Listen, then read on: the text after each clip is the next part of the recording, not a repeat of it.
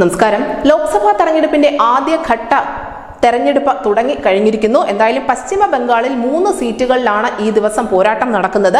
ജയ്പാൽഗുരി, അലിദുർ ദുബാപർ, കുച്ച് ബിഹാർ എന്നീ ഇടങ്ങളിലാണ് ഇന്ന് തെരഞ്ഞെടുപ്പ് നടക്കുന്നത്. അനിഷ്ട സംഭവങ്ങളൊന്നും ഉണ്ടാകരുതേ എന്ന് രാജ്യം പ്രാർത്ഥിച്ചതും പശ്ചിമ ബംഗാൾ തന്നെയായിരുന്നു. പക്ഷേ എല്ലാ പ്രാർത്ഥനകളും വിഫലമാക്കിക്കൊണ്ട് ആദ്യ മണിക്കൂറുകളിൽ തന്നെ പശ്ചിമ ബംഗാളിൽ അടിപൊട്ടിയിരിക്കുന്നു എന്നുള്ള റിപ്പോർട്ടുകളാണ് ഇപ്പോൾ പുറത്തു വരുന്നത്.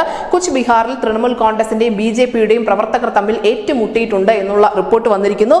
കുച്ച് ബിഹാറിലെ തന്നെ തിൻഹത ഗ്രാമത്തിൽ നിന്നും ബോംബ് കണ്ടെത്തിയിരിക്കുന്നു എന്നതടക്കമുള്ള റിപ്പോർട്ടുകളും പുറത്തു വരുന്നുണ്ട്. പ്രദേശത്തെ BJP ബൂത്ത് പ്രസിഡന്റിന്റെ വീടിന് നേരെ തൃണമൂൽ പ്രവർത്തകർ ബോംബ് എറിഞ്ഞതായുള്ള ഒരു ആരോപണം കൂടി അവിടെ നിന്ന് എത്തുന്നുണ്ട്. കുച്ച് ബിഹാറിലെ തന്നെ ചന്തേമാരിയിൽ തൃണമൂൽ പ്രവർത്തകർ കല്ലെറിഞ്ഞതും BJPയുടെ ബൂത്ത് പ്രസിഡന്റിന് പരിക്കേറ്റതായി കൂടി പറയപ്പെടുന്നുണ്ട്.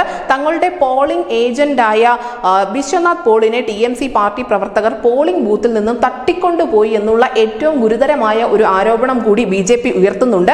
കുച്ച് ബിഹാറിൽ TMCയും BJPയും തങ്ങളുടെ പാർട്ടി പ്രവർത്തകർ പരസ്പരം ഏറ്റുമുട്ടുന്ന ഒരു സാഹചര്യത്തിലേക്ക് എത്തിച്ചിട്ടുണ്ട്. ഇതേ തുടർന്ന് ഈ 2 പാർട്ടികളിലെയും പ്രവർത്തകരെ ആശുപത്രിയിൽ പ്രവേശിപ്പിച്ചിട്ടുമുണ്ട്.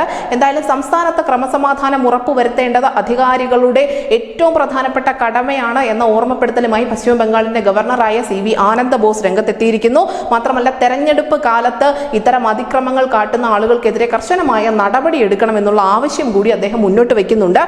നിലവിൽ 112 കമ്പനി കേന്ദ്ര സേനയും 4500 സംസ്ഥാന പോലീസിനെയും കുച്ച് ബിഹാറിൽ വിന്യസിക്കുന്നുണ്ട്. മറ്റ് 2 മണ്ഡലങ്ങളിൽ വിന്യസിച്ചിരിക്കുന്ന സേനയുടെ ഇരട്ടിയിലധികമാണ് ഇവിടെ ഈ കുച്ച് ബിഹാറിൽ മാത്രമായി വിന്യസിച്ചിരിക്കുന്നതെന്ന് ഓർക്കുമ്പോൾ നമുക്ക് മനസ്സിലാകും ഇവിടുത്തെ സംഘർഷത്തിന്റെ തീവ്രത എത്രത്തോളം ഉണ്ട് എന്ന്.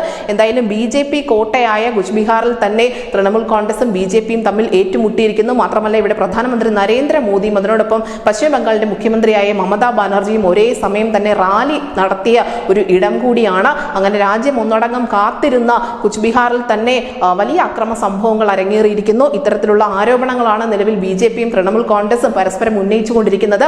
ആദ്യ മണിക്കൂറുകളിൽ തന്നെ വലിയ രീതിയിലുള്ള സംഘർഷത്തിനാണ് പശ്ചിമ ബംഗാൾ സാക്ഷ്യം വഹിച്ചിരിക്കുന്നത്. എന്തായാലും വരും മണിക്കൂറുകൾ ഇത്തരത്തിലുള്ള അനിഷ്ട സംഭവങ്ങൾ ഉണ്ടാകാതിരിക്കുന്നതിന് വേണ്ടി കൂടുതൽ കരുതൽ നടപടികൾ സുരക്ഷാ ഉദ്യോഗസ്ഥർ ഉൾപ്പെടെ സ്വീകരിച്ചു പോരുന്നുമുണ്ട്. News desk news India Malayalam.